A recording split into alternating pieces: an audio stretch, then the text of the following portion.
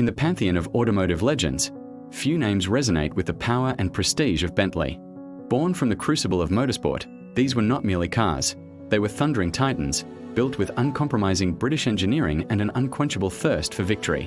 In the golden age of the 1920s, a Bentley was a statement, a symbol of power, endurance, and sporting elegance that conquered the grueling 24 hours of Le Mans and captured the imagination of the world. Among the marque's most celebrated creations was the 4.5-litre model. With its formidable engine and imposing presence, it was the definitive British sports car of its era. But the story of any vintage car is a tale of two creators, the manufacturer who gives it a mechanical heart and the coach builder who bestows upon it a soul. In this era, bespoke bodywork was the ultimate expression of automotive artistry. And while names like Mulliner and Gurney Nutting are well known, others have faded into the mists of time, their work becoming ever more precious. One such name was Victor Broom, a small, exclusive coach builder from Camden Town, London. Their craftsmanship was exquisite, their designs both elegant and sporting.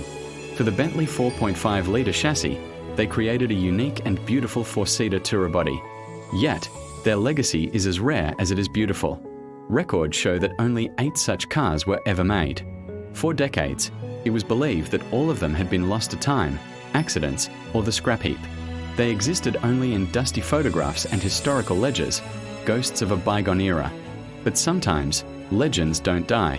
They just sleep, waiting for the right moment to be reawakened. The year is 2014. At his renowned workshop in West Sussex, William Metcalfe, a man whose life is dedicated to the preservation of vintage Bentleys, receives a phone call. The voice on the other end is cryptic, speaking of a dismantled Bentley lying in a house in London. For a specialist like Metcalfe, such calls are not uncommon. They often lead to rusty relics in leaky barns or incomplete projects long abandoned. But something about this call felt different. There was a hint of mystery, a promise of something out of the ordinary.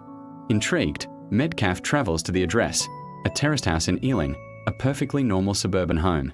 There was no crumbling barn or vast estate, just a modest property that gave no clue as to the treasure hidden within. As he was led through the house, the scale of the chaos began to unfold. It was an automotive archaeological dig site. The house was crammed, floor to ceiling, with decades of accumulated life, and mixed in with it all were the bones of a vintage car. This wasn't a car neatly stored away. It was an explosion of parts, scattered with bewildering randomness. The chassis stood in the garage, half buried under junk. Body panels were found propped against walls in the hallway. The magnificent radiator shell, the iconic face of a vintage Bentley, was discovered in the entrance hall. The gearbox was under a table. More components were found in the garden, slowly being reclaimed by nature. In a truly bizarre twist, the front axle and other heavy mechanical parts were even found on the roof of a small lock-up garage at the back of the property. It was as if a giant had shaken the car apart and let the pieces fall where they may. Metcalfe and his team began the painstaking task of excavation. With each part they unearthed and cleaned, a story began to form.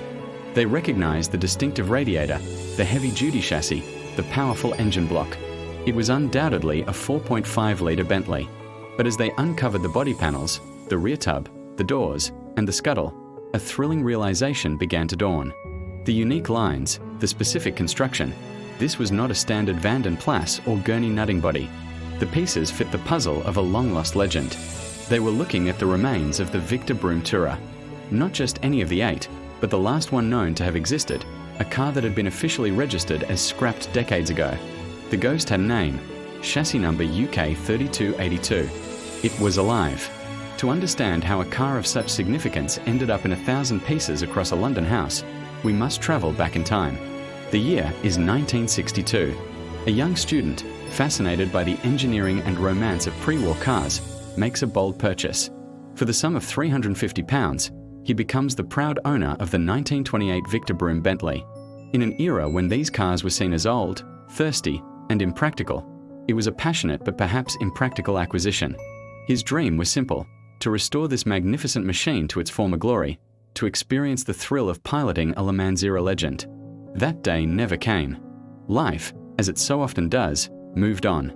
The student became a man, careers were forged, families were raised, and the world changed at an incredible pace.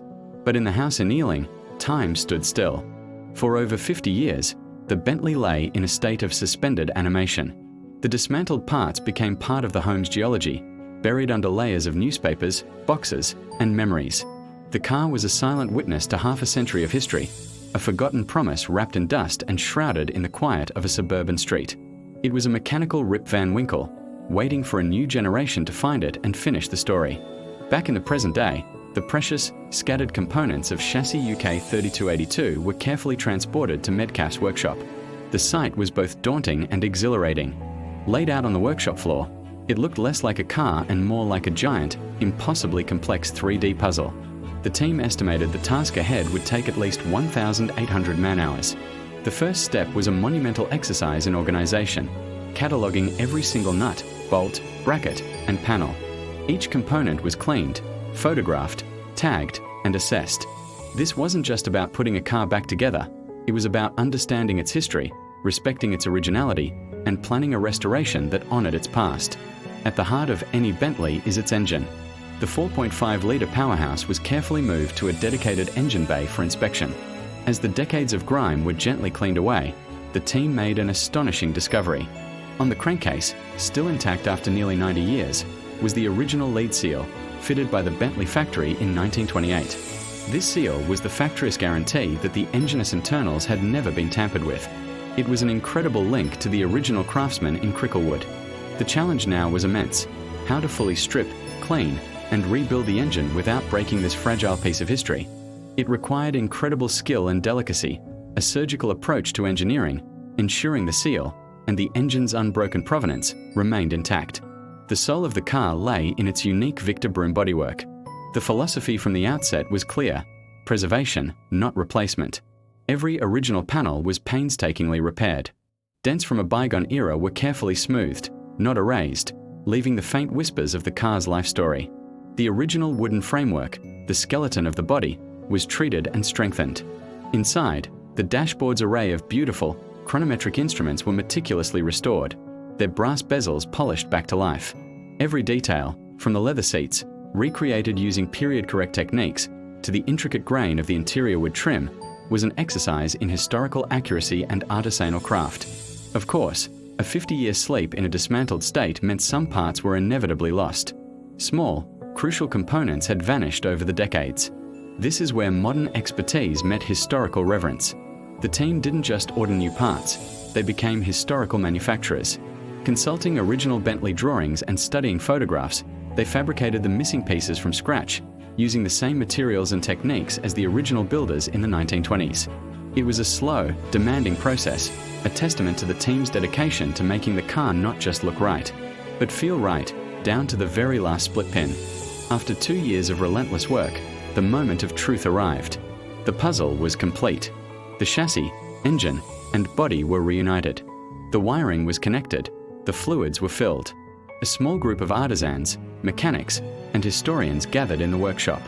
An almost religious silence fell as William Metcalfe climbed into the driver's seat.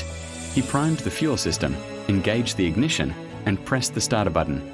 For a moment, there was just the churn of the starter motor. And then, a cough, a sputter, and a magnificent, deafening roar. The 4.5-litre engine exploded into life for the first time in over half a century. The sound wasn't just mechanical, it was the sound of history breathing again, a thunderous applause for its own resurrection. The rebirth was complete, but the car's story needed a final, glorious chapter. In 2017, gleaming in a lustrous coat of black paint, Chassis UK 3282 made its public debut at the prestigious Salon Prive Concours d'Elegance. On the manicured lawns of Blenheim Palace, surrounded by the world's most beautiful cars, the lost Victor Broom Bentley stood proud. The crowd was captivated. Experts and enthusiasts marveled at the impossible story and the flawless restoration. For Metcalfe and his team, the moment was overwhelming, the culmination of thousands of hours of passion, skill, and unwavering belief. The journey of the Victor Broom Bentley is more than just a car restoration. It's a story of survival against all odds. It's a tale of a lost treasure rediscovered in the most unlikely of places, of a student's forgotten dream finally fulfilled by a new generation of custodians. This car is not just a machine of metal, wood, and leather.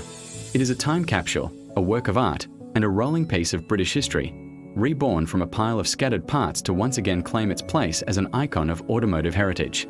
A legend that refused to die. Thanks for watching. And don't forget to follow our channel for more incredible stories from the world of classic cars.